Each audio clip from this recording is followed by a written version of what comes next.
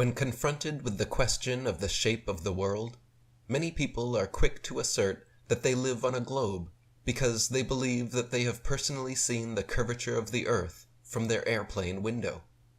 Some people even believe when they visit the beach or climb atop a mountain that they are able to see the horizon curve downwards far in the distance.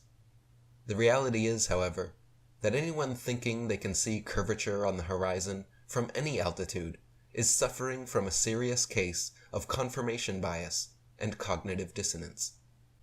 To begin with, the glass used in all commercial airplane passenger windows is actually round, layered, and slightly curved, which distorts the edges, giving the impression that the horizon and other straight lines curve downwards.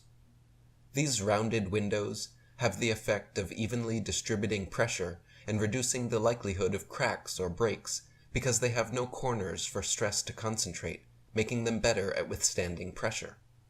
Unfortunately, though, these windows also have the strange side effect of causing people to believe that the Earth is a globe, because they mistake the curvature of the glass for that of the horizon.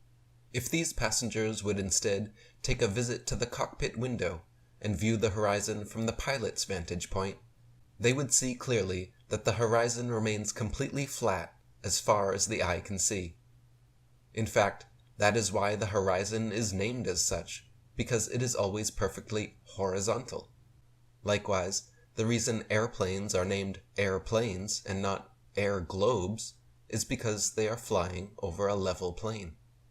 Based on the curvature math for a globe of given proportions, a small amount of curve should already be visible to the naked eye, even at sea level. After just 1 mile, there would be 8 inches of curvature, increasing exponentially so that after 2 miles there would be 32 inches, and after 3 miles there would be an entire 72 inches, 6 feet, of Earth's curvature necessarily visible on the horizon. The fact of the matter is, however, that this supposed exponential curvature drop is not visible or measurable from any altitude whatsoever. Whether at sea level, 5 miles high atop Mount Everest, 7 miles high in a commercial airliner, 12 miles high in a U-2 spy plane, or over 20 miles high aboard an amateur high-altitude balloon, there is never the slightest bit of curvature, and the horizon rises to the level of the observer all the way up.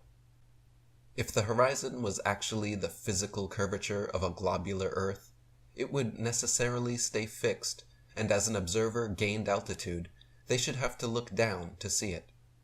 This never happens, though, and no matter the altitude, the horizon always rises to eye level, remaining perfectly flat 360 degrees around, as is only possible over a level plane.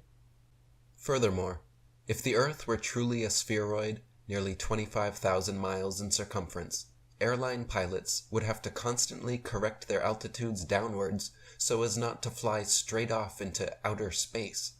For example, a pilot wishing to simply maintain their altitude at a typical cruising speed of 500 miles per hour would have to consistently dip their nose downwards and descend 2,777 feet over half a mile every minute. Otherwise, without compensation, in 1 hour's time, the pilot would find themselves 31.5 miles higher than expected. In reality, the only times pilots make such drastic altitude adjustments are just after takeoff and just before landing.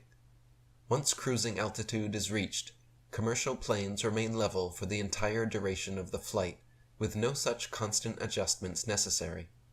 In fact, the only necessary adjustment truly needed in this matter is for globe Earth apologists to simply humble themselves and admit, as Mark Twain quipped, that unfortunately it is easier to fool people than to convince them they have been fooled.